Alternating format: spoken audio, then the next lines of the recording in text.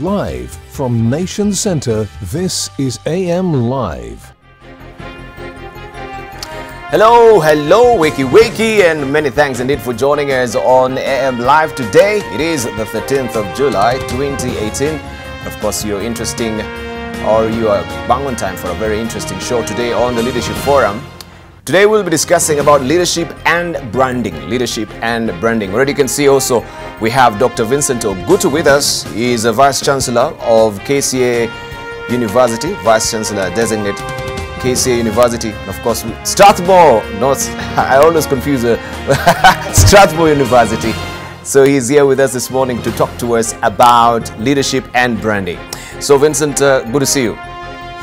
Fantastic. And of course we always know leadership brand is a reputation for developing exceptional managers with a distinct set of talents that are uniquely geared to fulfill customers' and investors' expectations. A company with a leadership brand inspires faith that employees and managers will consistently make good on the firm's promises. In recent years, thousands of companies have spent millions on their own corporate universities, yet most have failed to develop true leadership bench strengths.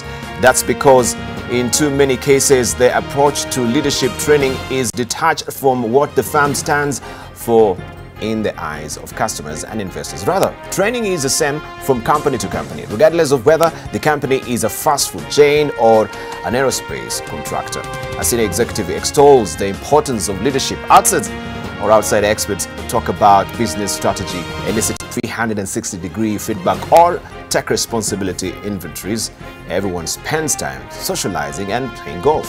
Leadership practices are piecemeal and are seldom integrated with firm's brand, let alone with the daily operations of the organization. So this is what we're going to be turning our focus on. You can actually head over to a Twitter handle. Our Twitter handle is AMLiveNTV. AMLiveNTV also is our profile name on Facebook. Remember to give us a thumbs up there, like our page, and we can get to talk about the brands of leaders that we do have here in Kenya, in the world, and of course we try and see. Remember also in South Africa they're celebrating what will have been the 100th birthday of Nelson Mandela. So we shall be looking at that as well. He was an iconic leader when it comes to leadership branding as well. But for now, before we drill deeper, let's look at the highlights. I shall show you the newspaper much later. My touchscreen is acting up this morning, so it's not really woken up. I'm trying to just jog it a bit to try and wake up so that we can show you also the dailies. But if it doesn't really happen, then I will show you also what we do have of the hard copy as well. But for now, the highlights. The Ministry of Lands faces questions about unexplained 7 billion shillings expenditure. Government to push for day schooling as a measure to check the tide of school unrest. Cameroon investigates video showing apparent execution of women and children.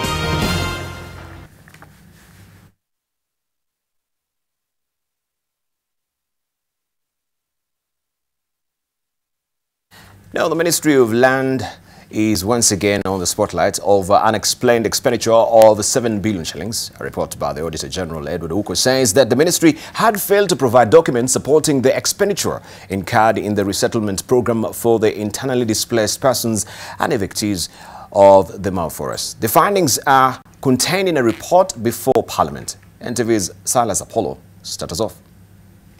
The report by Mr. Uko is a fresh indictment of the ministry that has been in a race to clean up its system and restore the trust of the public.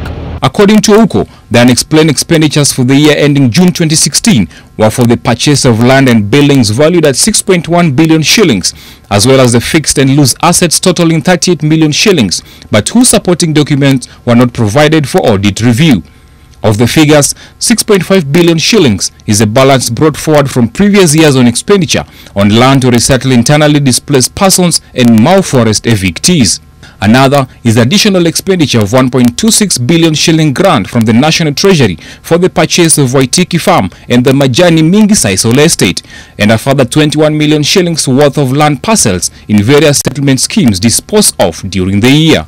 There is also a further 324 million shilling grant from the Treasury for the resettlement of the landless in the 1980s. Of concern to the auditor was the failure by the ministry to maintain a fixed non-current register during the year under review, which he says made it difficult to determine whether all the non-current assets were accounted for. The result, says Ouko, is that it has not been possible to confirm whether the balance for property, plant and equipment valued at 7.4 billion shillings was fairly stated. The ministry, however, defended itself, with the Principal Secretary Nicholas Muraguri saying that documents related to the purchase of land for the internally displaced persons were available, contrary to the report. In fact, he argues in a supporting affidavit that all the transactions were done above board, but some of the expenditures were incurred during the 1995 to 2008 period before a system crash was experienced at the Treasury, and which continues to raise audit queries. Silas Apollo, NTV. The government is considering edging out the boarding school system so as to allow parents to better monitor their children by virtue of being in day schools. This is according to Basic Education Principal Secretary Belio Kipsang, who told the National Assembly's Education Committee that parents have left their responsibilities to teachers. Sharon Baranga looks into the plans the PA says the government has as it seeks to address issues that have been affecting schools. The dark, ashy remains of what was once a dormitory for 250 students are a testament of the school fire's craze visiting Nasokol Girls High School in West Pokot County. The fire is said to have started around 7 a.m. when students were in for their morning preps. The disturbing incidents and their replication across various parts of the country has yet again seen efforts and proposals of interventions. The future of any country is day schooling. This is one of the countries where obsession of boarding schools is so high. This proposal is a build-up of what had already started being piloted. Last year, the Ministry of Education announced its plans of introducing day wings to some boarding schools in Nairobi, listing 19 institutions that will be part of the first phase of the project this year. Even with plans to increase the number of schools with day wings, the first group of Form 1 students joining day wings reported to their respective schools. PS Kipsang says the aim of this approach is to enable parents to closely monitor their children. We would want to increase opportunities in day schooling so that we as parents can also get an opportunity of engaging our children and making sure that these children are adequately taken care of. Kipsang, who appeared before the Parliamentary Education Committee, says that the localization of head teachers will continue as scheduled. This is because teachers are public servants and therefore they can work from any part of the country. We are not about to allow our children to guide us on who will run our schools. We shall allow Teacher Service Commission to do that which the Constitution expects them to do, post teachers to schools, and avail managers of schools. We have never been consulted from where we come from when a new county commissioner is being posted to a county. We've not had anybody saying that we've not been consulted on the new county commissioner or the new OCBD to a police station.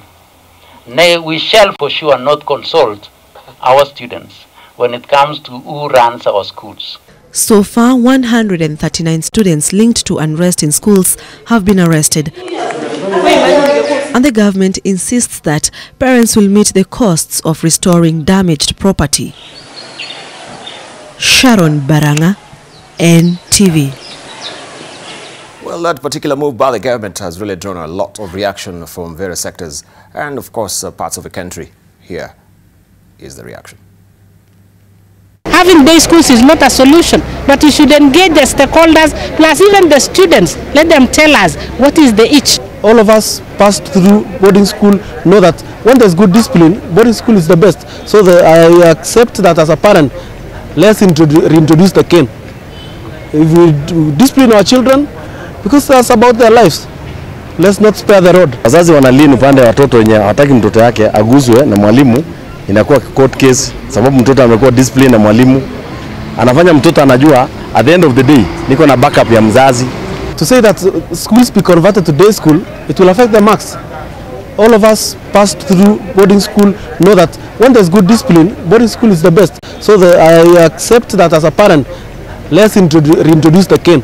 Habari ya kuweka mtoto boarding school inachangia mambo mengi kwa sababu mzazi akona muda mdogo sana. Maana kuna wengine hata wameenda Ulaya ameacha mtoto kwa majukumu ya mwalimu. Yeye amejisahau kwamba ni pati yake ya kufanya nini?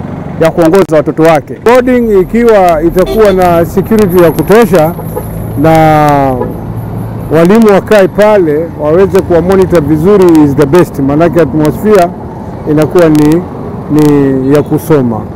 Boarding schools nyingi wameinvest so much on building the dormitories and other facilities.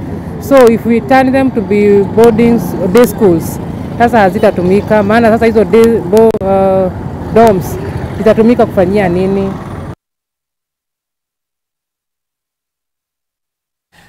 An appeal court in Mombasa has nullified the election of Lamu Senator Anwar Loy Tip of Jubilee. A three-judge bench ruled that the election was marred with irregularities and directed the Independent Election and Boundaries Commission to hold fresh elections in Lamu.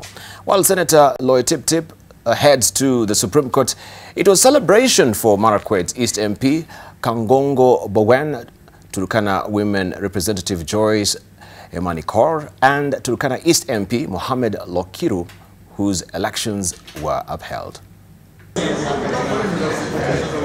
The Court of Appeal in Lamu has nullified the election of the Senator Anwar Loy Tip. In overturning a decision of the High Court, the Court of Appeal ordered IEBC to conduct a fresh election. Wiper Democratic candidate Hassan Albay had challenged Loy Tip's election, citing massive irregularities relating to vote counting and verification. The Jubilee Senator, whose election had been upheld by the High Court, has vowed to move to the Supreme Court. Nataka kuishukuru judiciary, manake mara nyingi watu wailaumu, lakini hapa judiciary Mungu ndo anajua wamefanya kazi yao sawasawa bila kusukumwa. Marakwet East MP Kangogo Bowen was validly elected.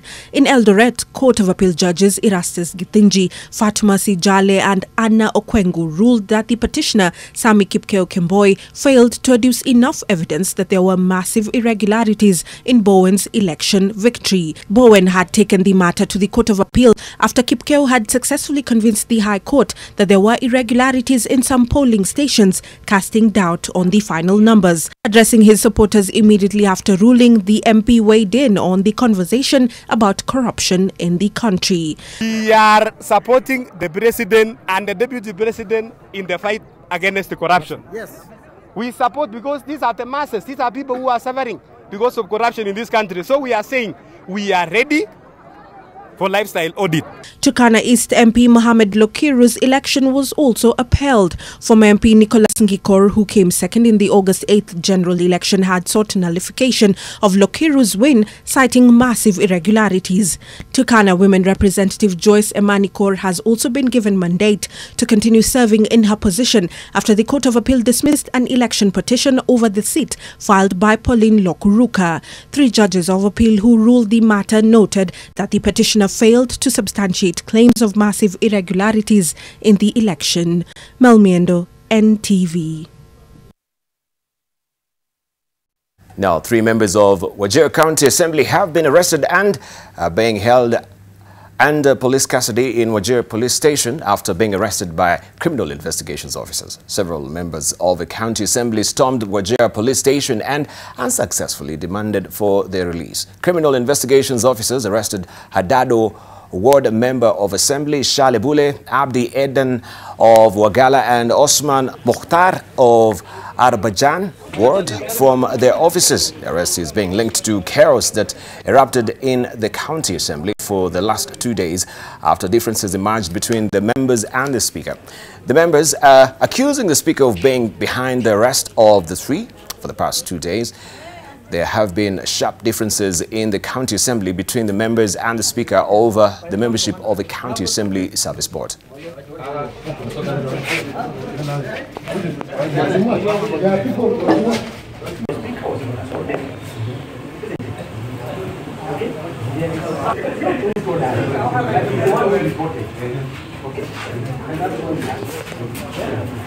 That this afternoon at 2:30 we were expecting to have the announcement of Abdunur as the minority board member, but that was cut off when the detectives picked them up from the offices who are trying to make the paperwork ready to make the deadline as 2:30.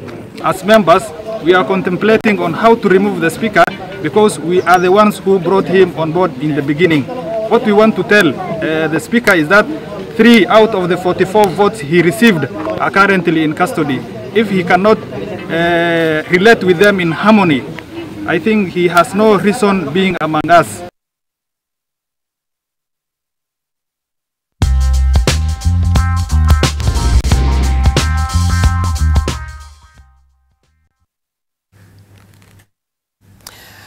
The Cameroonian government is investigating a video circulated online that appears to show men in military uniform shooting dead 2 women and 2 children for being suspected members of Islamist group Boko Haram.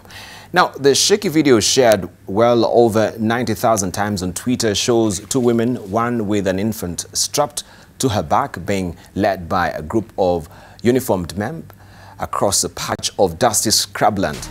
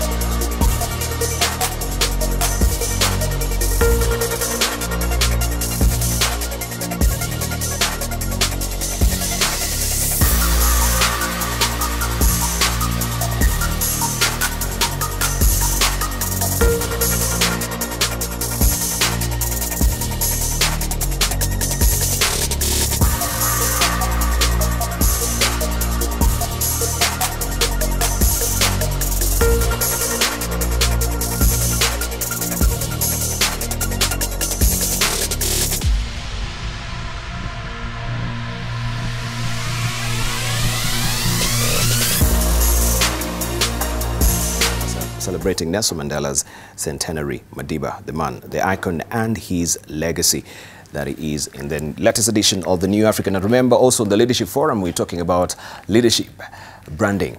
So you can tell us more about your iconic leader and what you do know about also leadership branding as well. Head over to our Twitter handle, AM Live NTV is our Twitter handle. AM Live NTV is our profile name on Facebook. Give us a thumbs up there. Now, a landslide destroyed nearly 300 homes, killing at least 10 people as it swept through an Afghan village in the northeastern province of Panjshir. 2 helicopters with a rescue team and emergency aid flew to Peshgor village, where residents were using only basic digging tools to search for survivors, according to officials. Several regions of Afghanistan regularly suffer landslides when snow melts in the spring, but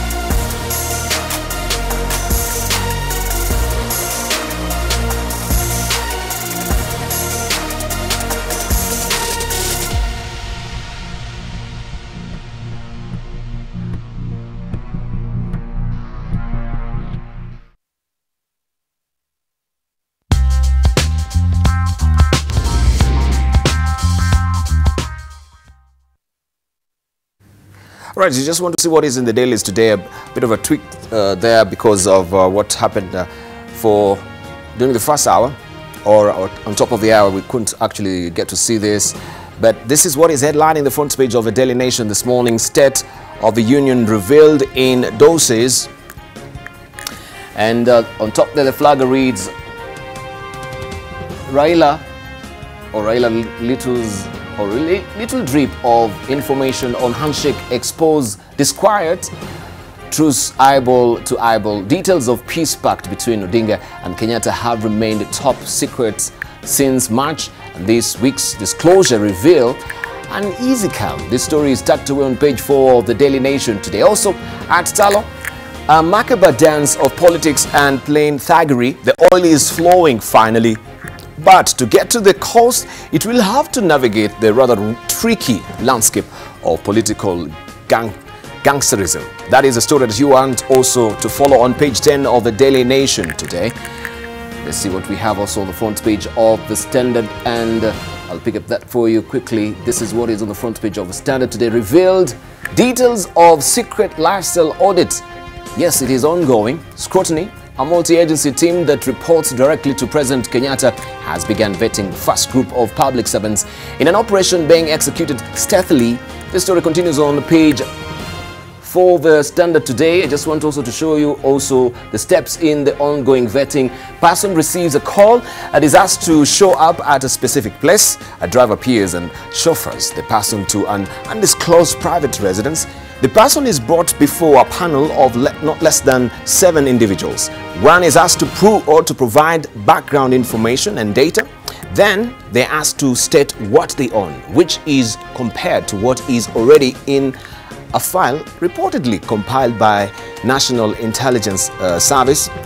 If there are discrepancies, the person is then taken to a different residence where they undergo a polygraph test. A report is forwarded to the team that meets every Tuesday at KICC or Harambee House to generate a periodic progress report which is submitted to the President.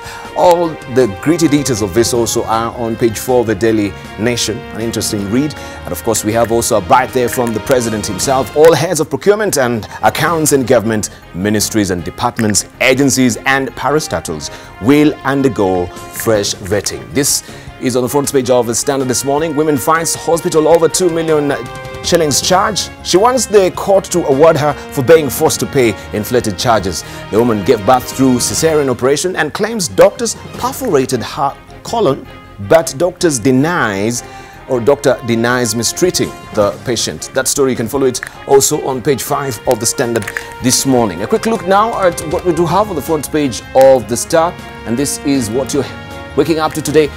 Parents will pay for school fire damage. CS Amina says fate of candidates implicated to be decided after investigations. PS Belio Kipsang says government now encouraging mixed day and boarding school model. This story continues on page 4 and 5 of the Star this morning. Still on the front page of the Star, you can see a related picture there. That is Education, Science and Technology PS Belio Kipsang when he appeared before the Education Committee in Parliament on July the 12th. Also, Obama coming with a 400-strong delegation, says Sister Auma. Former U.S. President Barack Obama will be accompanied by more than 400 dignitaries during his visit next week to witness the opening of a vocational training facility in Siaya County that seeks to empower residents. His sister and host Auma, however, could not disclose who is on the guest list, only describing them as world leaders in their fields. That is a story that we have on the front page of the Star. Let's see what we do have on the front page of the People Daily. Why Mumias is on its deathbed. This is a splash. A decade of poor management, fraud and tax evasion bring giant Ken Miller to its knees, making it a pale shadow of its former self. That story continues on page 15 of the People Daily. Make sure you grab a copy and read that particular story as well. Let's see what we have on the front page of Taifa Leo. It says RAILA achokoza Jubilee. Kiongozi wa ODM azua upya mjadala wa marekebisho ya katiba licha ya Uhuru Ruto kupinga awali. That story continues on page 2 of Taifa Leo. Make sure you grab a copy as well, and then I can show you also a standalone picture there miundo msingi, hali ya barabara ya sikitisha. That is, you can see a boda rider there wakingangana kuzien. I cannot truly see that unless I try and enlarge, but you can grab a copy of a Daily Nation so that you can read that story on page 2 of the Daily Nation, a related picture there as well. Let's see what we have on the front page of the Business Daily. Kenya seeks fresh COMESA sugar import safeguard. Nairobi says it has not met the conditions set for protection of its nascent and struggling sugar industry to allow free inflow of cheaper imports. That is a story that you want to follow us on page 4 of the Business Daily today. Mumias faces 1 billion shillings sugar export tax bill is another story, and it goes on also on page 4 of the Business Daily. Trans-Century ARM, and it says Trans-Century ARM sack over 1,000 staff.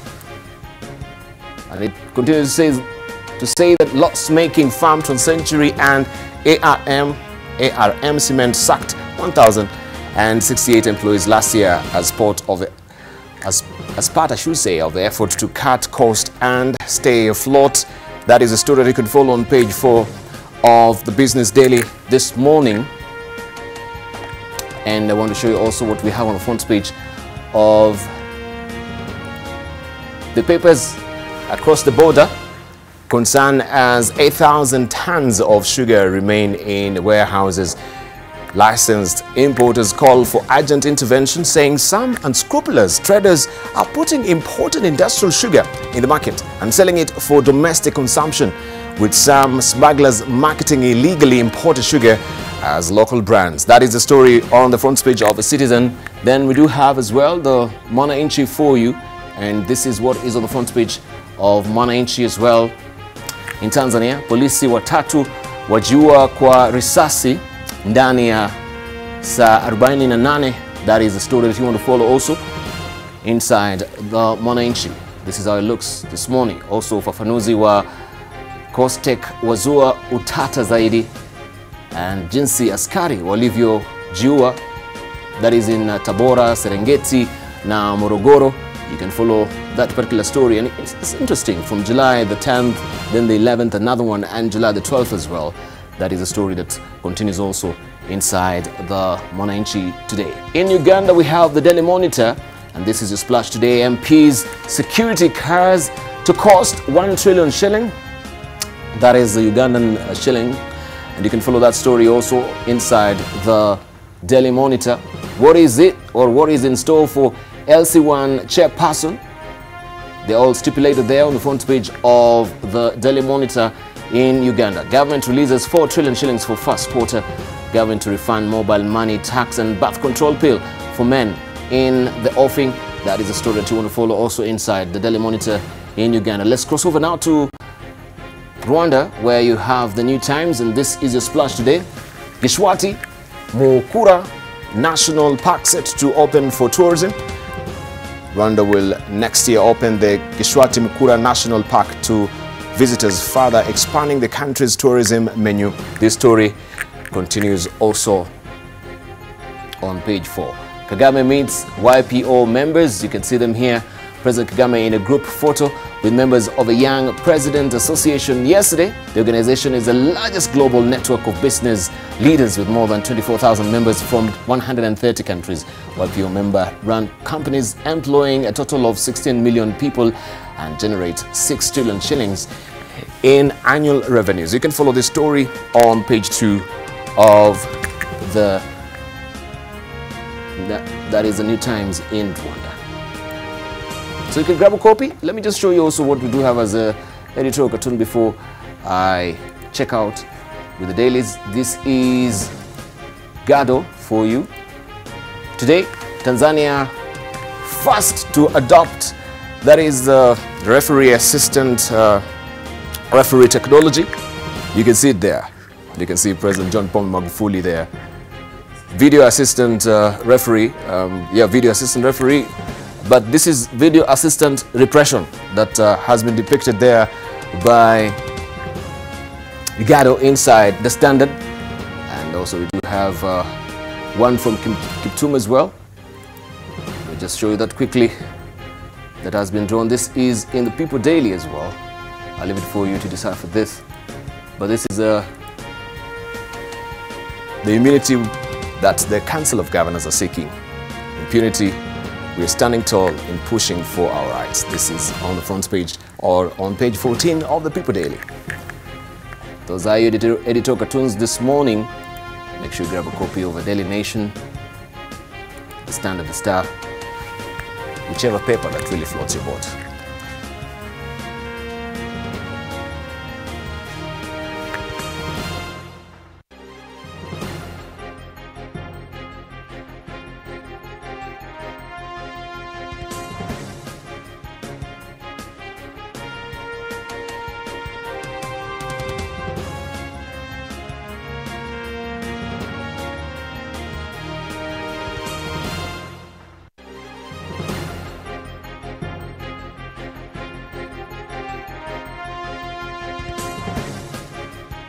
Our guests already in studio, and today we want to turn our focus on leadership branding. Leadership brand is a reputation for developing exceptional managers with a distinct set of talents that are uniquely geared to fulfill customers' and investors' expectation.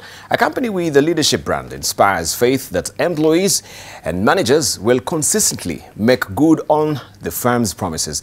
Now, in recent years, thousands of companies have spent millions on their own corporate universities, yet most have failed to develop true leadership bench strength. That's because in too many cases, the approach to leadership training is detached from what the firm stands for in the eyes of customers and investors. Rather, training is the same from company to company, regardless of whether the company is a fast food chain or an aerospace contractor. A senior executive extols the importance of leadership outside. Experts talk about business strategy, elicit 360-degree feedback, or tech personality inventories. Today we have a panelist here with us who will talk about leadership branding. When we talk about leadership, what really comes or conjures up your mind? Who is an iconic leader for you? Is he a true brand that you really want to emulate? Do we have also a good leadership in the country that you can say, this is the brand of a leader that I really want to follow, right? Be it maybe in the corporate sector or maybe also in the public sector as well. Allow me to introduce to you this morning the panelists that we do have in the morning. At the top of the hour, of course, I introduce to you Dr. Vincent Ogutu, who is the Vice Chancellor Designate, Strathmore University. Also, we have with us Dr. Cesar Mwangi, who is the Executive Director of the Center for Personal Leadership. And we have Dr. Frank Njenga with us as well, who is a psychiatrist. We're eagerly waiting also for Rita Oyer to join us, who is a communication expert. That will be much, much later in the course of the program. But the conversation continues apace, right? Let's just drill down into it before we go to the lectern to hear from our panelists this morning. Let's just begin with you, Dr. Vincent Ogutu. First, we have pertinent issues, even before we go to what is on the front page of, or what is the topic of the day today. The issue about boarding schools and what we have the peers from the Ministry of Education saying that, yes, why are we obsessively, looking at boarding schools? We can do away with boarding schools and go to day schools. It's only in Kenya that we're obsessed with the boarding school.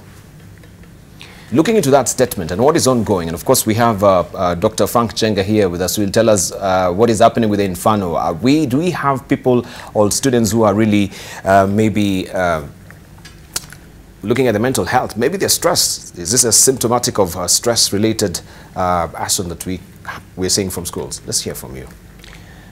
I think ultimately education should be in the hands of parents, because it's their main responsibility to take care of their children and educate them.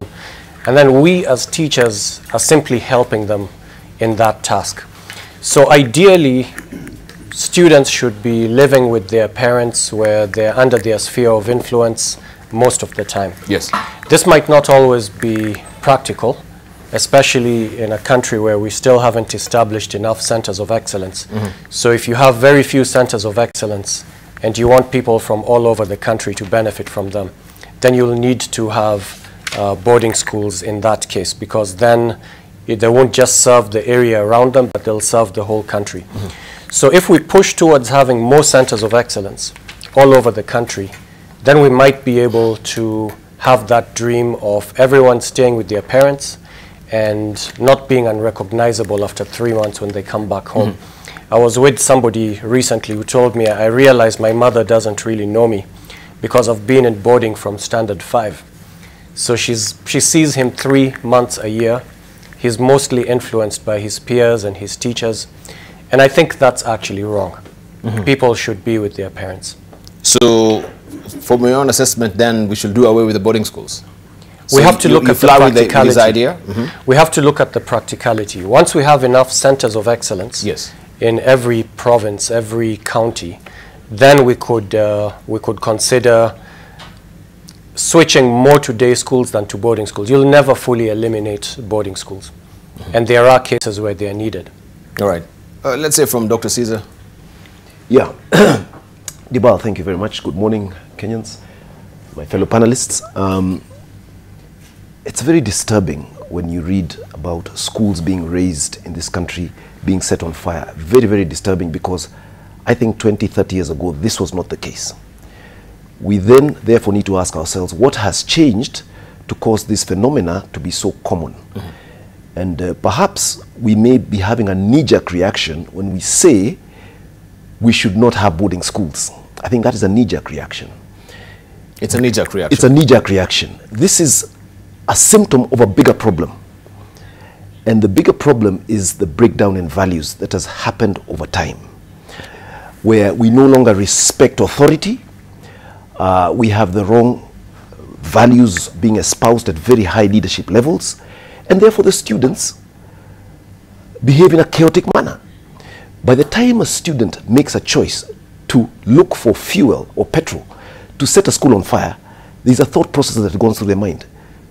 And perhaps they're saying, I don't care what's going to happen to me. I don't care what's going to happen to my school. I don't care what's going to happen to my fellow students. I will burn the school. And that is a very dangerous point we've reached. And I think we need to re-examine our values as a nation, because such things do not happen in countries where there's a strong base of values. They don't happen where people are able to choose what is right and do what is right rather than choose what is wrong. Like burning a school is utterly wrong.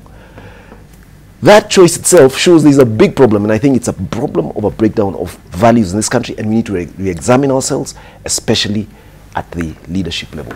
All right, let's hear from Dr. Frank Chenga. Looking at what we have right now, the Infernos, this is not the first time, right? We saw it, I think, last year or the year before, when Matiang'i was the Minister for Education, and stand measures were taken against, he was really unrelenting as far as the Infernos were concerned.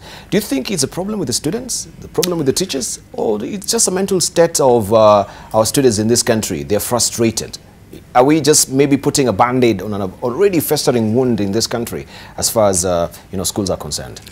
The answer to the first question is yes, the second one is no, and the last one, perhaps. Please don't stop. Okay. Continue. Right.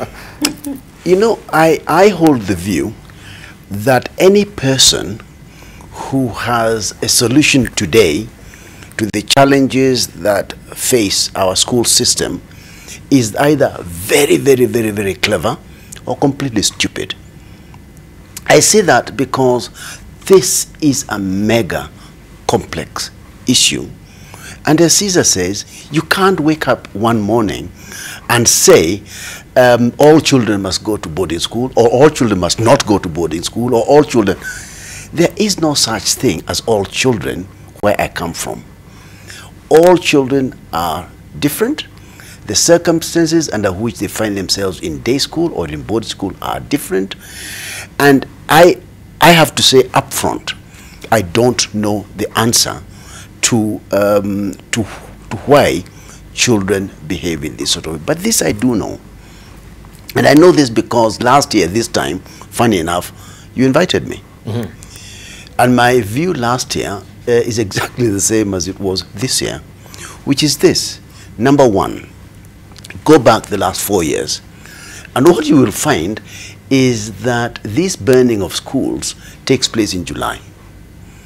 All right? There are very few incidents of burning schools in January term or in the November term when people are doing exams. So my view as a student of human behavior is that something happens in the second term that upsets the dynamic inside the schools. Now, I can speculate, but I don't know, that it may have something to do with the stress and pressure that comes to the children as they prepare for their mock exams. And remember this, from what I'm told, the mock exam is what gives you the ultimate position that you assume at the final exam. With your permission, let me explain this point.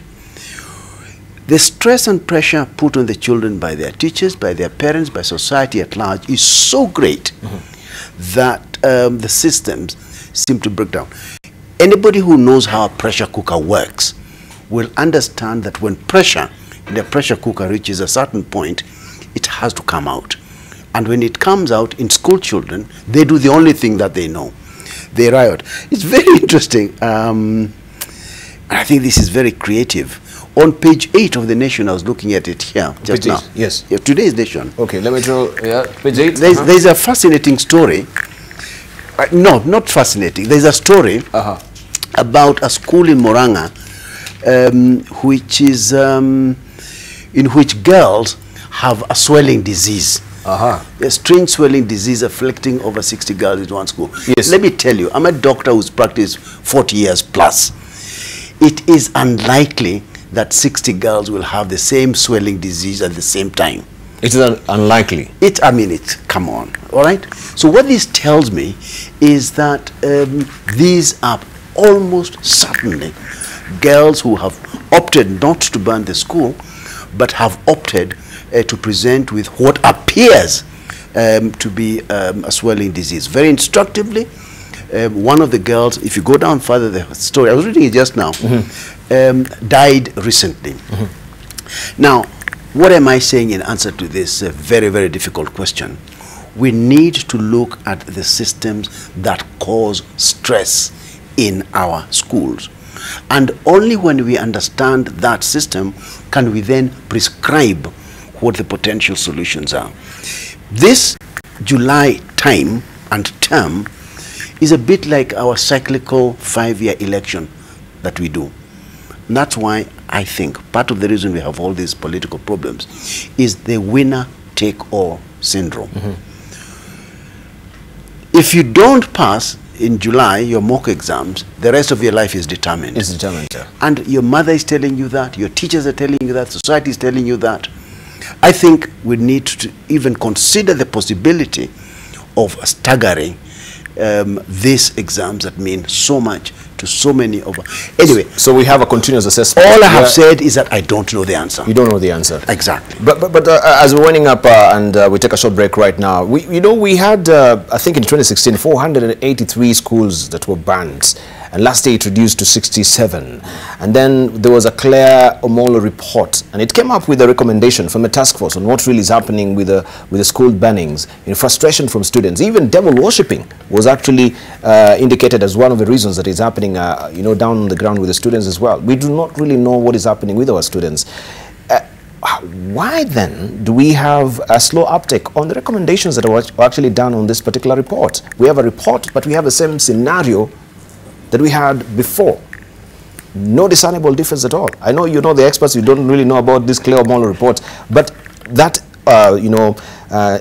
inertia, that particular glacial slowness to actually try and implement what is in the report could be the problem again. We commission task forces, they come up with good reports. Implementation, a different kettle of fish. Very briefly before we take a short break, Cesar Mwangi. Yeah, well, the report has not been implemented. I like what the good doctor here has said. We don't know.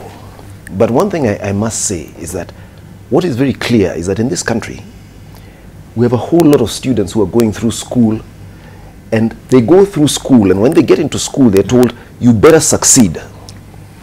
You had better succeed. When they get out in the job market, there are no jobs. But all around them, they find there are people who are succeeding or appear to be succeeding without even having gone to school. Now, I think this is a source of great frustration. Why on earth are we being told to go to school? When we finish school, there is not much opportunity for us. And then we're being put under tremendous pressure. It doesn't make sense. So I suspect all these reactions are because of a situation that does not make sense to them. And that's why I said it's a huge problem, and just telling them that they should not go to boarding school is a very simplistic way of looking at it. All right. And do you think maybe also with the new curriculum that we do have, where we won't really have one final exam as a prime solution to, you know, your life, maybe as is mentioned, we truncate this, we have a continuous assessment, that could be a prime solution to solving all this?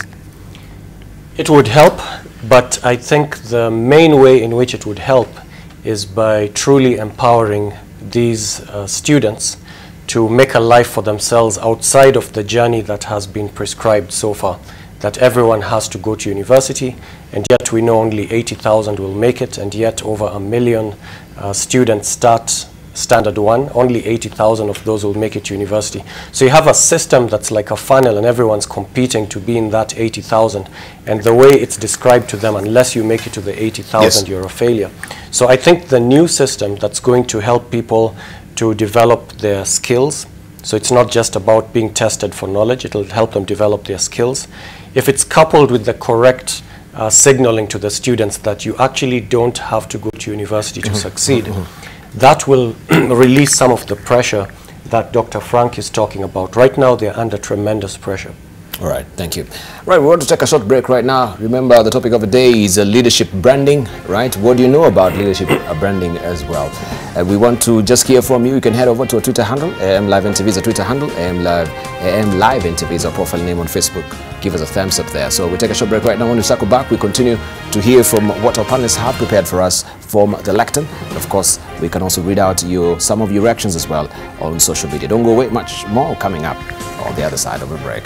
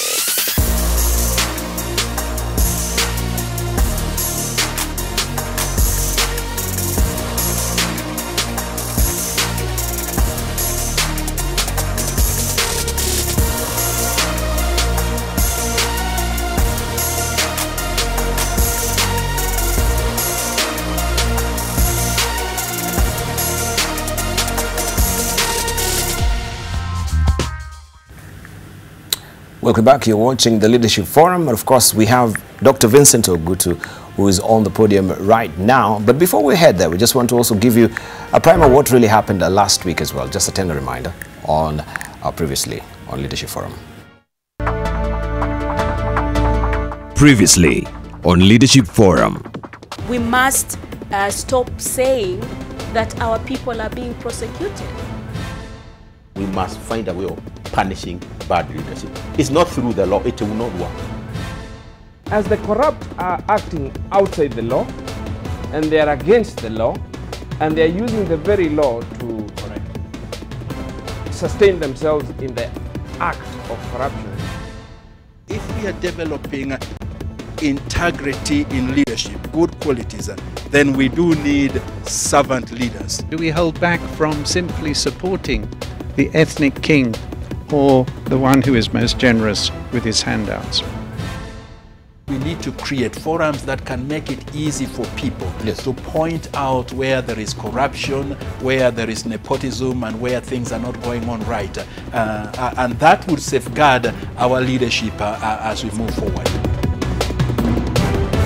Leadership Forum, every Friday on AM Live. Right, on the lectern right now we have Dr. Vincent Ogutu, who is a Vice Chancellor Designate, Strathmore University. Also, he is a Fulbright lecturer in organizational behavior, leadership and entrepreneurship, still at Strathmore University. He has a PhD in organizational management from Rutgers Business School, USA, and a Master of Science in Financial Economics from the University of London, and a BA in Economics from the University of Nairobi. He's here to tell us more about leadership branding this morning. Dr. Vincent, you've got 6 minutes beginning now. Thanks, Debarl. Good morning, viewers. Great to be here with you again, discussing this wonderful topic of leadership and branding. Branding is a big word that we hear all the time nowadays. And in fact, about 10 years ago, when I was getting into branding, we were trying to brand Strathmore Business School. We had just started out, and we were going through the branding process. And I remember my first approach, which is probably typical of many of us, is to think, oh, it's about the logo, it's about the marketing materials, it's about how we will look. But then the experts who were walking us through this process, who are from South Africa, were telling us, no, it's not about the logo. That will come last. How you will present all those materials will come last. Branding is really about who you are, what you're promising to the market, why you think you can deliver that to the market. And if you get that right, the rest doesn't even matter. You could have a lousy logo, but people will come to know you, they'll come to know what you're delivering, and that will be your brand. And so I learned a big lesson at that time, and we had to think, who are we, what values do we uphold, what value proposition are we giving the market, and how can we live up to that promise? And that became our mantra. That's how Strathmore Business School was built. And then a lot of people are thinking about personal branding as well. Like, how will I come across to people out there? In fact, a lot of people harbor this desire to be a celebrity. I was quite surprised when I came back to Kenya from the US to see how much this culture had changed, how much everyone wanted to be a celebrity, how, in fact, the role models now were the celebrities, and then maybe the politicians. It was a totally different change from what I'd left before I went from Kenya. So what is this personal branding, and what should we be targeting? Is it how famous I become? Is it how flashy I look? Is it all about marketing? And again, going back to that lesson that I learned when Strathmore Business School was being branded, it wasn't about the marketing. It's about who you really are. And so when you look at some of the famous leaders that could be role models for us, you'll find that they're very different. There's no template, like this is the template for a brand that everyone should try to be like this. This is what a successful person looks like. One thing about branding is you have to come across as unique. And that's not just something you're trying to pretend to be. You are unique. You have to discover who you are, what you could possibly give the world uniquely, and then live up to that, because that is your purpose. And that's why when you look at many great leaders, they're very, very different.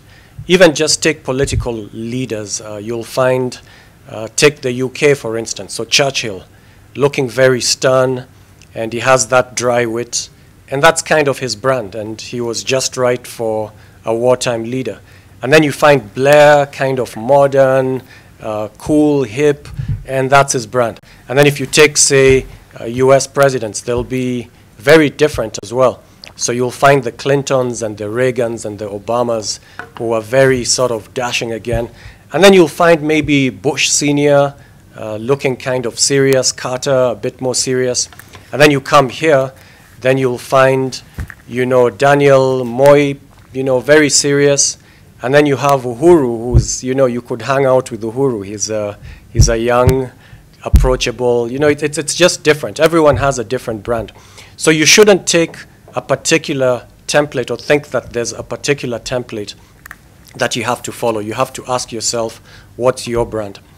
And then there are a few things you have to think of when thinking of the word brand. One is value. What value proposition are you offering people? So it's not a marketing gimmick.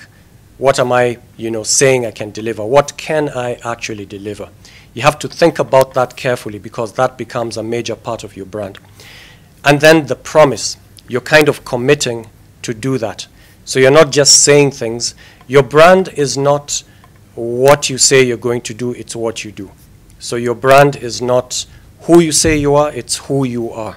So you have to then work towards becoming your best possible self and then offering that to the world. It's something that you need to articulate to yourself very early on, because it becomes your North Star. I want to become this sort of a person.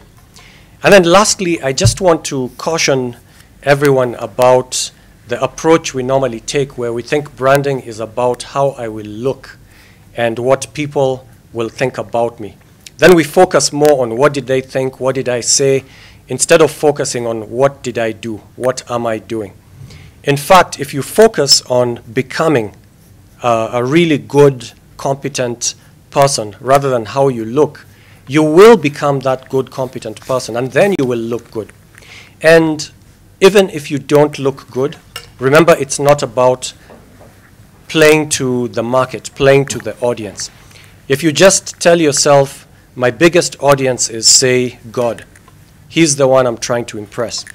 And then next to that, probably myself. I have to live up to those values that I've set for myself.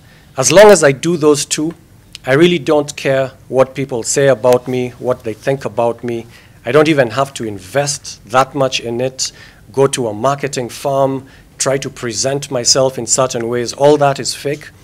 I mean, it's not bad, but the main thing is you have to look at who you are, who you become, even at the expense of not being known at all. If you focus on becoming, then you truly will have that brand. Thank you. Right, thank you very much, Dr. Vincent Ogutu there.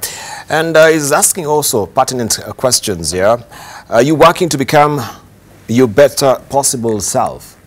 And it's not about the logo that we do have, of course, on the website of most companies. It's about who you are. It's about your promise. It's about your delivery. Value proposition that you're fronting. Also, the promise. It is not what you tell people that you will do, but what you're currently doing. Thank you, Dr. Vincent Ogutu. Up next, we have Dr. Cesar Mwangi, who will just walk on the podium as well to give us his perspective, how he will slice it, leadership and branding this morning. Dr. Cesar Mwangi is currently the founding director of Center for Personal Leadership, where he has been involved in designing and delivering people and organizational improvement initiatives, and also an entrepreneur in the solar energy sector. Prior to this, he worked also as a managing director at Sasini Limited, a public listed agribusiness. Cesar is also a visiting lecturer and leadership coach at the Strathmore Business School. He regularly lectures and facilitates workshops in issues related to ethical leadership, corporate governance, change management, and people effectiveness. So also he has a PhD in organizational performance and change management from the University of Johannesburg and an MBA from the Wits Business School in Johannesburg. He chairs also the board or the boards of Kenya Markets Trust and Kenya School in Nairobi as well. So you have 6 minutes also beginning now. Thank you. Good morning, Kenya. And I really acknowledge a great presentation made by my colleague, Dr. Vincent Ogutu. Thank you very much, Vincent. You said it all. I think I'll just add by saying a few things. And before I begin, if you'll allow me, Debarl, I love stories. I have one of the most favorite stories as I was thinking about this topic of leadership branding. One of the stories that came to mind is a story that many people may know and be aware of.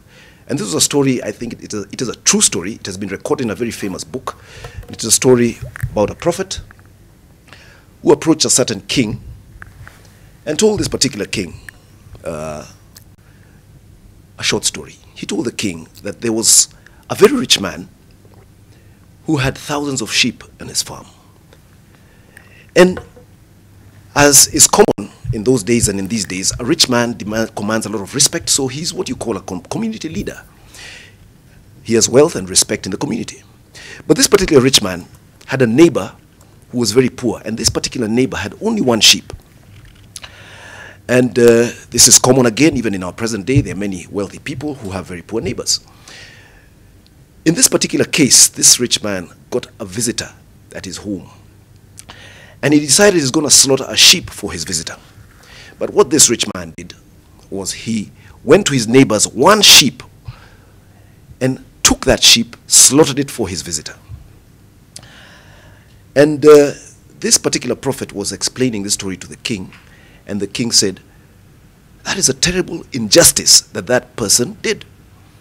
Terrible injustice. And in fact, that person deserves to be punished. And so the prophet told the king, yes, indeed, my king, that person deserves to be punished, and that person happens to be you. Now, I won't go into the mechanics of this story, but what happened there was a community leader playing a very great injustice on somebody who was defenseless. And if we bring that to our present day context, that is ongoing in our country today as we speak. And because we're talking about leadership, it is being perpetuated at the highest leadership levels. This story is relevant to this topic of leadership and branding because what is happening as we speak today is that the single sheep of very many poor people is being taken from them. And how is this happening? I'll just give two examples. We recently had, is it a scandal or a story in the sugar industry where we had sugar being imported into this country, being sold on the market, and the process of that sugar being sold on the market was that many sugarcane farmers were unable to be paid for their crop because the factories that were supposed to buy their crop could not buy their crop. This is a story of sheep being taken from poor people, the one single sheep. We also have the story of the maize industry, where we had maize farmers, ordinary people with one sheep.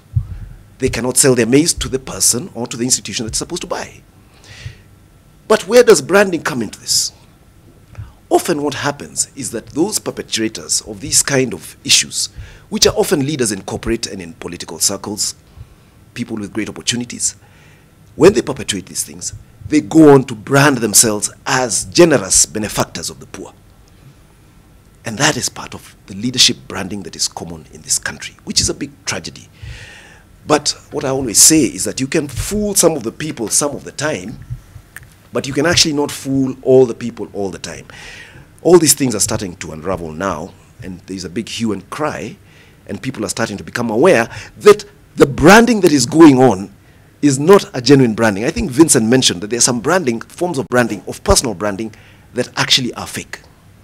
And this is actually what is going on. So, if we go back to the topic and say that indeed you can brand yourself and actively brand yourself so that you appear good to the public that is seeing you, you can appear to be adding value to the public by dishing out money in fundraisings, by actually claiming that you want to develop people and help people in all the public gatherings that you go. It is possible to do that, and that is brand building, personal brand building. But it is fake, and often you will eventually be seen through. But there's another form of branding which is more genuine. And I'd like to close by saying and emphasize that you have two options when you're building a brand at a personal level, at a leadership level. And the first option is what I would call the resume brand. The resume brand is the brand where you're trying to build a resume which will be seen by the public, by the people, as your resume. You are a generous person, therefore you give out money. You're a kind person, therefore when you go to a place you hold up children and you give them some pocket money. You are a qualified person, therefore you study. You're a good person, and therefore the people should love you. And that is a resume. And all of us build resumes, which is a good thing. A resume is a good thing, but that is one level of branding. We need to go to the next level of branding, which I call the legacy branding. The legacy branding, my dear friends, is perhaps what is in short supply in this country. It is that kind of branding which looks at bigger issues of life. It is that kind of branding which is focused and based on really good, genuine values. It is that kind of branding which embraces virtue as opposed to vice. And it is that kind of branding which is authentic. It is that kind of branding which lives beyond you. And perhaps, my dear friends, as we discuss in this leadership forum, we should be asking ourselves the question, how can we start developing more and more genuine legacy brands in this country? I sometimes run leadership workshops at the Center for Personal Leadership. And one of the questions I ask the participants, can you name me 3 great leaders in the world who you admire? They have no problem naming the great leaders in the world. They normally name Mahatma Gandhi, they name Nelson Mandela, they name Jesus Christ. And then I come down and ask them, can you name 3 great leaders in Africa? The struggle begins right there. They have a bit of a struggle, but they're able to name Nelson Mandela and a few others. And then I ask them, can you name 3 great leaders in Kenya? The struggle is even greater, which is the tragedy for me and for us. In fact, it is painful when we get to that level because they tell me, Caesar, it is difficult because we have very few people who are pushing a legacy when they have a leadership opportunity. But fortunately, I can tell you a few names that they've come up with. We may argue about them, but some of them include John Michuki, the late Minister for Transport. Some of them include the late Kenneth Matiba. They include Wangari Maathai, without a doubt, she always comes up. And often I also hear the name Mwai Kibaki, a living legend. And they still believe he left a legacy in this country of a value-based leadership. Ladies and gentlemen, I suggest at this stage, if we talk of leadership branding, let us focus on legacy branding. Thank you very much. Right, thank you very much, Dr. Caesar Mwangi. So that's the question. What sort of a legacy are you proffering? Is it a resume brand or is it a legacy brand, right? So what are you building? And of course, he's asked also pertinent questions about what he thinks brand building should be all about. Are you also posturing a fake brand building as far as, maybe your leadership is concerned? What do you project? Right. Up next, we have Dr. Frank Njenga. He's a consummate psychiatrist, and of course, he doesn't need any introduction this morning. Has been a former chair of also NACADA, and also a regular columnist with the Business Daily as well. He's up on the podium right now to talk to us about leadership and branding as well, to give us his perspective about leadership and branding as well. So you got 6 minutes as well. The story is told of how you can make a poor peasant happy. If he has a camel, you steal his camel and hide it away. Then he becomes exceedingly sad. To make him happy, you return to him the very camel you had stolen from him. If you want to make a Frank Njenga look very small, you make the true expert in the field of leadership and branding speak first, and then ask him to speak.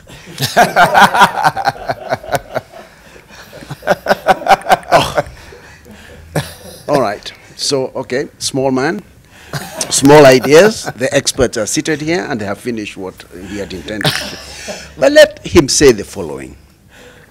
That in fact, much as it might appear the contrary, the concept and conceptualization of brand and branding is old. In fact, I believe it was the Egyptians in about 2700 BC that started off branding their animals and making sure that their camels and other animals had a very particular look and appearance that actually set them aside and separated them from other people's animals.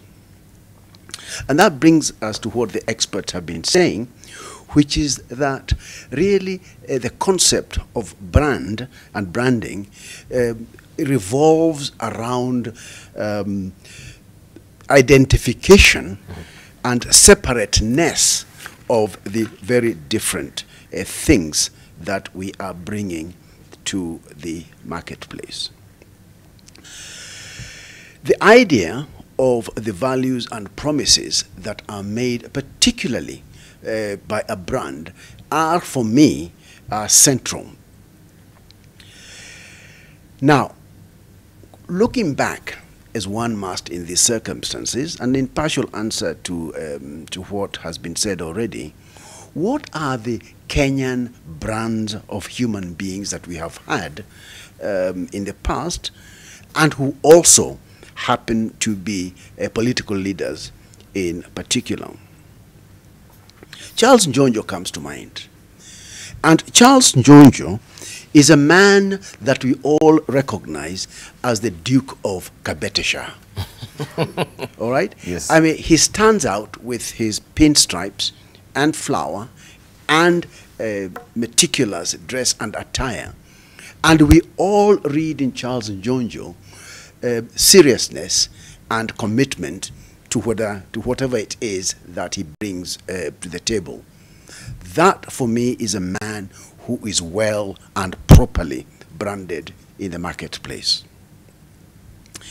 Another example is, and very few people will remember this, is good old Jaramogi Oginga Odinga, the father of our former Prime Minister.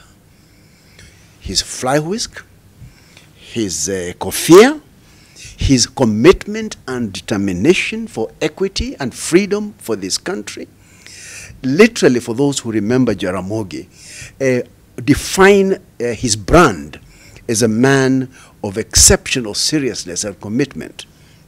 The story of his war against the colonialists to get Jomo Kenyatta released and freedom come to this country is legendary.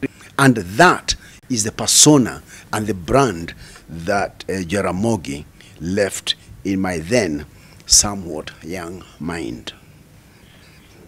Jomo Kenyatta, on the other hand, anybody who remembers him as a young man is dead. We all remember Jomo Kenyatta as a bearded man with a heavy and husky voice, red eyes, leather jacket, a true leader and patriot who walked exceedingly slowly. Now, that is yet another brand that we remember. Anybody who came anywhere close to the presence of old Jomo Kenyatta will really appreciate how a human being can be branded. I don't know whether Jomo went to Strathmore School to be taught and educated on how to appear as the wise old man of Africa, but I certainly know that Jomo presented himself as a brand of an elder statesman right across Africa. We could go on and talk about younger men, like a friend of mine called James Orengo. James Orengo comes to the marketplace with the brand of pushing the limits. James, my very good friend, says very clearly that where there are boundaries, they are there and available for pushing. A firebrand, a leader of that sort. Looking back a little bit at what is a leader and how do we define leaders, Strathmore Business School, I'm sure, runs a whole course on this particular subject, and therefore I will be exceedingly foolish to try and give a summary of what I believe might be taught. But even of the leaders that I have just mentioned, the sense of assertiveness that they portray in the marketplace is part of the definition of who is and what a leader looks like. And then there's a sense of authenticity, personalized by Daniel Toroitich Arap Moi in his days as president. An old teacher, teacher number one, farmer number one, a man who exuded the kind of wisdom that rural folk related to all the time. Intelligence and self-monitoring of individuals are some of the characteristics that in my book define a leader. So one takes the characteristics of asceticism, authority, intelligence, and self-monitoring to present these things to the marketplace as a brand of the leader that we have in place.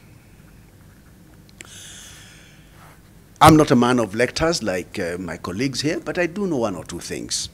For example, what are the true origins of a leader? In other words, what predicts the reality that one will end up in the list of fame that we are creating today for leaders? When my time is up, just let me know. I can stop anytime you want. There is a little evidence, not much, that in fact there is some evidence that leadership is genetic. In the sense that there are those people who are born into leadership families and they go on to become leaders themselves. The evidence is little, the evidence is weak, but there's a conversation that we could hold around that. There is also some evidence that people become leaders, haha, surprise, surprise, because they enjoy leadership. They enjoy the limelight. They enjoy all the pomp and pomposity that goes on around leadership. But there is also some evidence that a combination of your genetic material and the environment in which you are brought into this world does also help in the creation of leadership. We then come to a very interesting concept. That's a red card. I'm happy to take it. This whole business of branding. And in fact, in this country, we do have some excellent brands that have been created by visionary Kenyans. I think the first and clear example is the Equity Bank. Now that is a brand. It started off as a small building society, as we watched, all of us. Mm-hmm. It has grown into one of the biggest bank networks in the whole of Africa. And I think the brand of Dr. James Mwangi is a clear business visionary leader, is an excellent, even before we go to Mahatma Gandhi and Churchill and other people, we do have a good and proper Kenyan brands around us. Safaricom is another example. Michael Joseph, the man that we know well, has in 10 years brought literally a revolution in this country by giving us Safaricom, and these are not commercial. These are just descriptions of the fact and reality that it is possible to be both Kenyan and also enjoy a brand that is futuristic. And I think this is one of the things that we ought to be persuading our striking students in the various schools, that they can all be like James Mwangi of Equity Bank. Finally, because I can see now I have received your red card. A red card. Your bell is about to go off. Yes. People go to the marketplace and present themselves as brands in different ways. These two gentlemen in my panel here are quite entitled to go to the marketplace and present their academic credentials, and that allows them to occupy that position. Uhuru Kenyatta, on the other hand, and this also goes to Raila Odinga, my good friend, can go and to the marketplace and say, I am from a good stock. I am from a stock of leaders in this country. And then, of course, there are the hustlers that we know who will go to the marketplace and say, I come to the marketplace, I was a hustler, I sold chicken, now I occupy this particular position. In other words, when one goes to brand themselves in the marketplace, one takes the strongest characteristics that they have, mold them, and go to the marketplace and say, my name is Frank Jenga, I am well educated, and here I am as your leader. Asanteni sana. Thank you. Thank you very much, Frank Jenga. And of course, yeah, he's given you a list of the leaders that he thinks to him espoused good leadership brand. And of course, a wide array of them have been also given there. We shall be discussing this. But also, I would just want to remind you, a tender reminder on what we have on the front page of the New African. Madiba, the man, the icon, and his legacy. This is what the New African is turning its focus this month, celebrating Nelson Mandela's centenary. And this is how it looks. If may have just so my cameraman also trying to pan in so that you can see, to pan his camera so that you can see what is on the front page of the Madiba, the man, the icon, and his legacy. But also, there are reactions also from South Africa who are celebrating the life of Nelson Mandela, who, if he was alive, will be turning 100 years old this year. And this is what they had to say.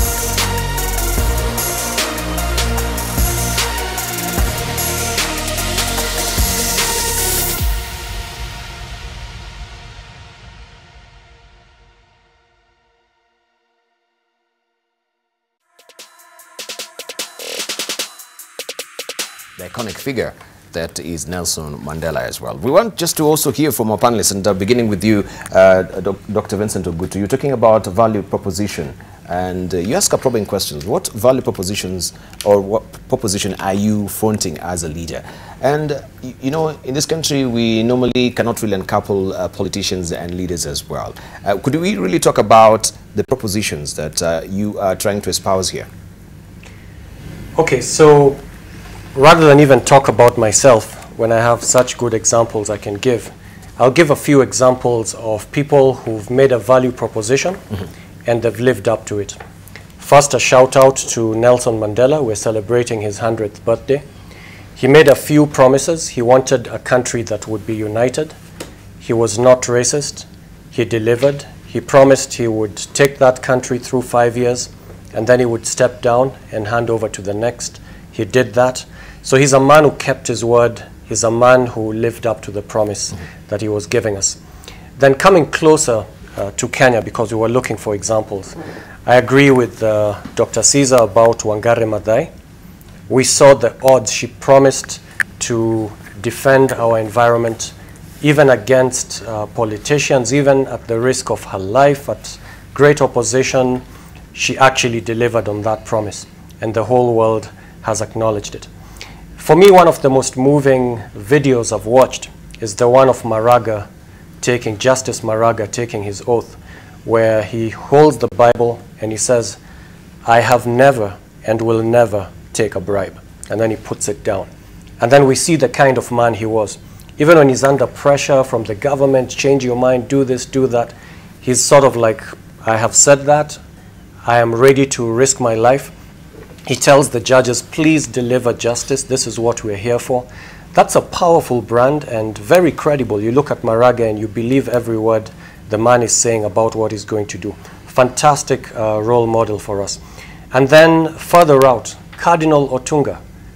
I mean, an exemplary person, just showing us that we don't have to follow the rules that people set in society. You have to be rich, you have to be handsome, you have to have this and that in order to be admired. Well, he went up to the top, he was cardinal, and then he stepped down and he decided to live in an old person's home as a humble person. And right now there's a process to raise his name to the level of sanctity so that the whole world can refer to him as Saint Otunga. So just another example that people don't think about, but where he decided he's going to be humble. Humility was his brand, and it's fantastic. Then we see other Kenyans like Griffin, who, you know, we all admire so much, the founder of Starehe, a man who was dedicated to his country, to the youth, and who also taught by personal example how to be the kind of person who is honest, who serves, who thinks of the underprivileged, and he exemplified that, and we all honor him and celebrate him. So these are just a few examples. Tom Mboya, who was a Pan-Africanist. There are even videos you see him with Martin Luther King giving an address as well, a person who believed in the African dream, who helped to formulate the Kenyan Constitution. So we have some great brands in Kenya, people we can look up to. You just have to commit to that brand. Paul Tergat, an athlete who didn't squander his money, who stayed for a long time at the top of his game, a person I admire very much. So there are all these role models that we have who were very clear on what they wanted to become, and they delivered on that promise. Value proposition. I think also that good aspect of values and is very pivotal when it comes to leadership and branding. And we have a wide berth of leaders who we can say they expose good values that we want actually from leaders in this country. People who, you know, they speak from both sides of the mouth. When it comes to credibility and trust, do you pick any leader that you can say this is a leader that is trustworthy without maybe mentioning any names? And I know we have all these iconic figures in the world, but truly when we break it down to the corporate sector and the public sector, what will be your choice as well? Dr. Sizapangi. Yeah, you talk about the issue of values, and I think it is critical. You mentioned value proposition, but there is now the values. What are the values that a leader upholds? And we've talked about, I think, Nelson Mandela, his 100 years, and I really must mention that I get very, very touched when I think of Nelson Mandela. I lived in their country for about 10 years, and I happened to encounter him, and I just need to give this one simple example of the values that he upheld. He believed in the dignity of every single person. And I saw this one day in a very particular situation where he came into a room where there was supposed to be a dinner. And as he came in, as he headed to the high table, he looked to his right and he saw a number of waiters standing, the people who were going to serve the dinner. They were standing on the side. And instead of going to his high table, he turned around and went back and greeted each of those waiters and had a chat with them very briefly, and very friendly chat. It was a very touching scenario, but it could tell that this was a genuine, kind person.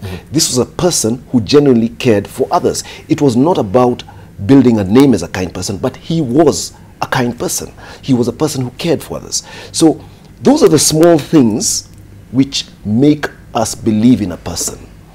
And we do not need people to go to podiums and tell us how good they are. Their actions that they live will show us that. Now, if we're to come to our Kenyan context, I can tell you for a fact that there are people like that I've seen in this country, right? I worked in Sasini at one time, corporate world, and I had a chairman there. His name was Dr. Jim McPhee.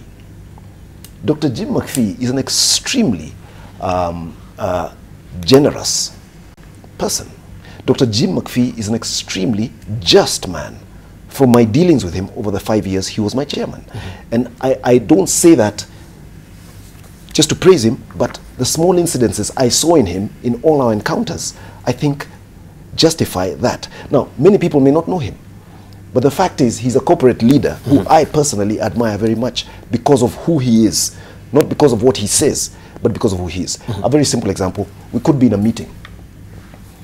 Dr. Jim McPhee is the chairman of the board, but Dr. Jim McPhee is going to take the teapot and offer to serve people in that meeting a cup of tea. That's a small thing, but it tells a lot about the man and his idea of service. So I'm just giving one simple example like that. It's a very intimate example, but I believe those are the small things we should be focused on and not wait for the big things. We don't have to wait to be public leaders in politics, etc. But wherever we are, we have opportunities to live up to certain virtues, and that is what gives us, and that is driven by the values that we hold dear to us. Just very briefly, Dr. Frank Njenga, because we have callers also who are hanging on the line. You mentioned Jomo Kenyatta. And there was also the issue of it is not really your logo, it's also your values that you propose. And we know the name Jomo and Kenyatta, they're not originally, the names of Jomo Kenyatta as well. So could that also be sort of a branding, positioning that was being fronted by the first president of Kenya? Right? Seriously, from the little I have gathered about Jomo Kenyatta, the man, I actually have a feeling that he was a master of branding, because I mean all the way from his belt, Kenyatta, yes, yeah, and all the way to his fly whisk and beard and husky voice and sense of authority. If I was working in the field of branding, which happily I'm not, I would actually created Jomo Kenyatta, the persona of President Kenyatta, exactly it was. Many people did meet him, but when you met Mzee, his presence in any room stated clearly that there is only one person there who is a president, and that is Mr. Kenyatta himself. There was absolutely no doubt as to what that brand held. With your permission, I'd like to say one or two things about where we are, and I'll say them very, very, very quickly, if you believe me. The first one is that a properly branded leader is a self-actualized human being. Meaning, the story Vincent tells us about Mr. Mandela. President Mandela was just President Mandela. I mean, even an earthquake would not move him. The South African people jailed him for 27 years. The guy came out exactly as he had gone in, with the same clarity of thought. So you cannot be a good and proper leader when you are still checking in the shadows and checking behind you to define and determine exactly who you are. The second point, which I hope will be controversial, is contained in a book by a fellow called Paul Johnson, and it's called Intellectuals. I don't know if my colleagues have read it. And it actually defines the difficulties and challenges of being a leader, and the extent to which leaders neglect not only themselves, but also neglect their families in particular, in blind pursuit of achieving the public good. And if time permits, I would like us to examine that, because being a leader can of itself be self-destructive. Which will do. But we have also callers who are hanging on the line. Let's just hear from them. Maybe they have a question or two, or a contribution or contributions they want to make to the show this morning. Hello, good morning. Hello, good morning, Mr. Debarl. Thank you, Charles, for joining us. Yes, you have a question or contribution? First and foremost, I have a contribution regarding the branding concept that you have in this morning. Yes, please. Very briefly, Thank you so much. It's a very great thing that you are doing. It's an eye-opener. Thank you. To young and ambitious Kenyans, and also everybody who is watching us all over the globe. Thank you. I need to appreciate the fact that we are having branding as the basis of any business, as the basis of any success. Thank you.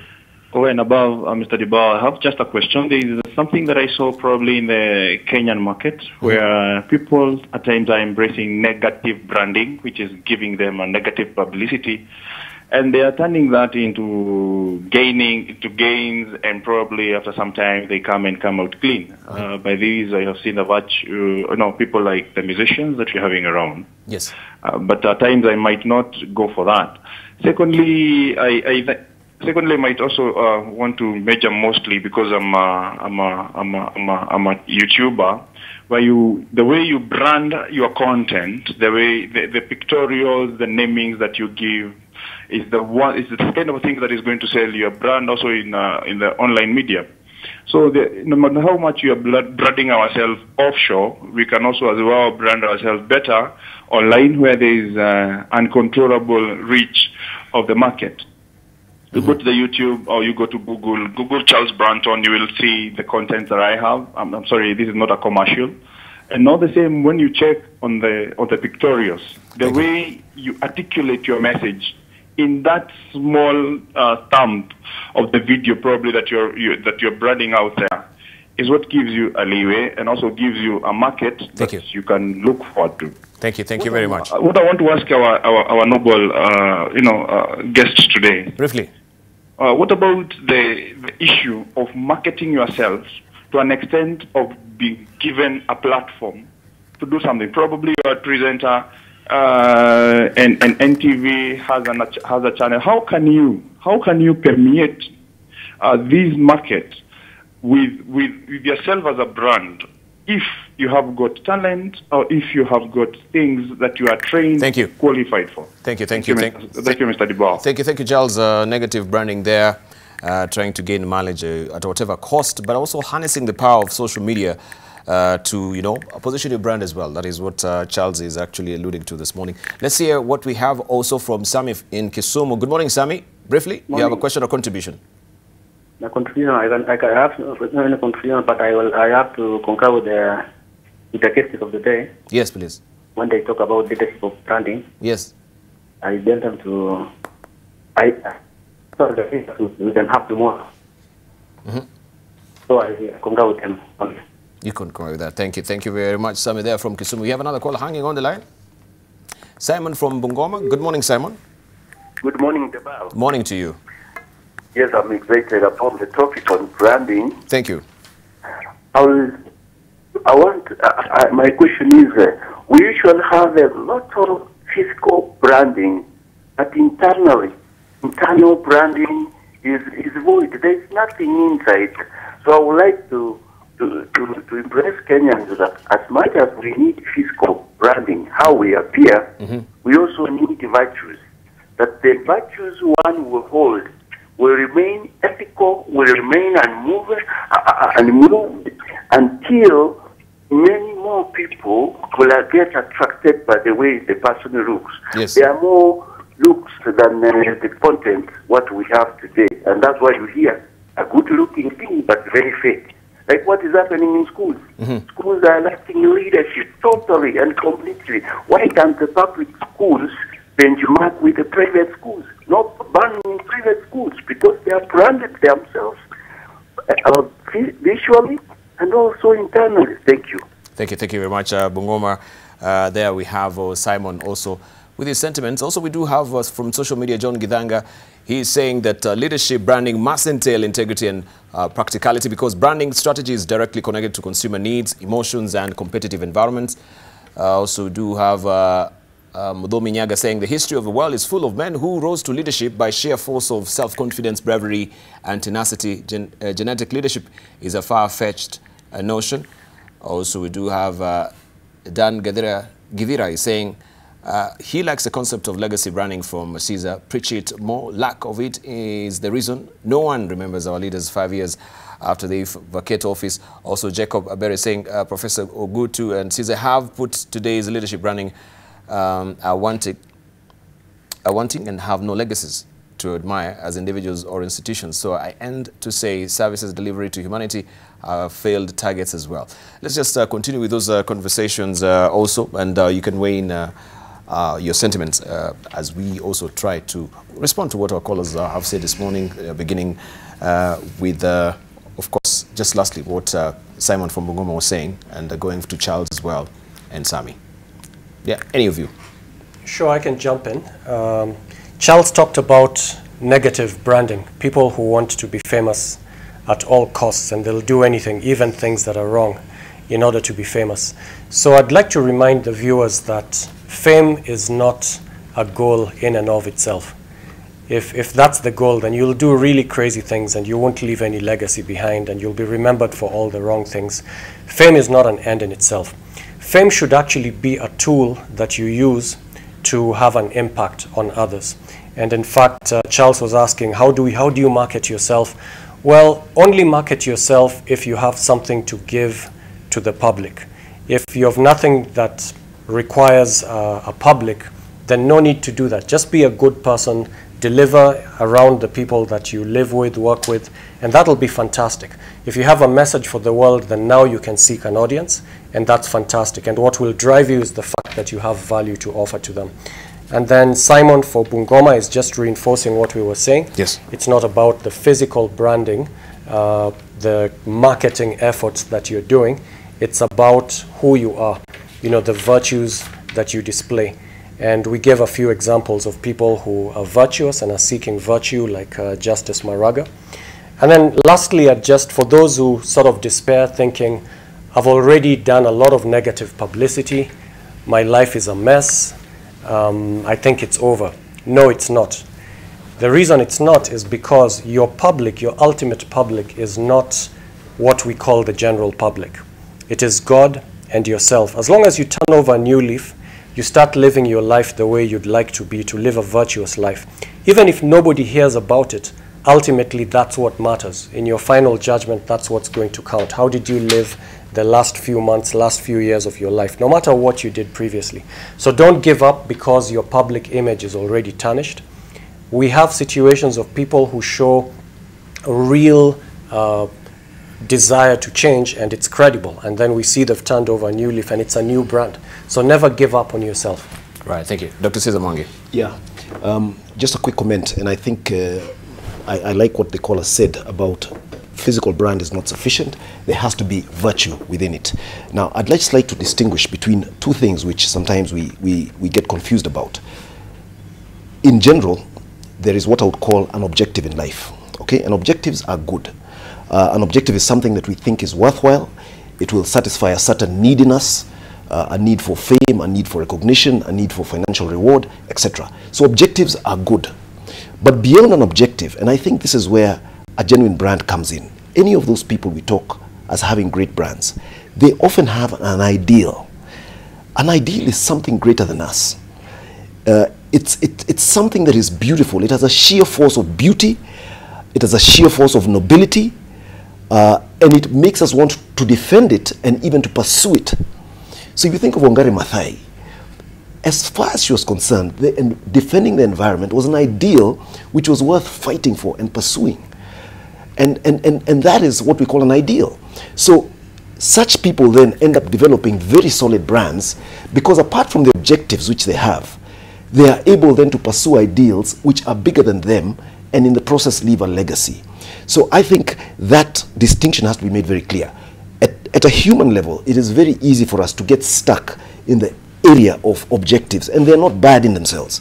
We need to make some money to survive, we need to get some qualifications to be able to do things, but these are basically stepping stones to bigger things, and those are what we should try and identify and work towards. Thank you. Yeah. Right. Dr. Frank Njenga, also, as our closing remarks this morning, you was waiting to say something as also we're running up. Yeah, okay. This is what I'd like to say.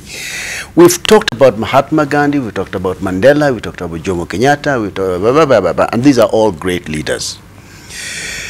But there can only be one Mandela at a time. There can only be one Jomo Kenyatta at a time. And I think we need to leave people who are watching this presentation this morning with some hope. And I think leadership and branding literally start at home. Start at home. You can start at home.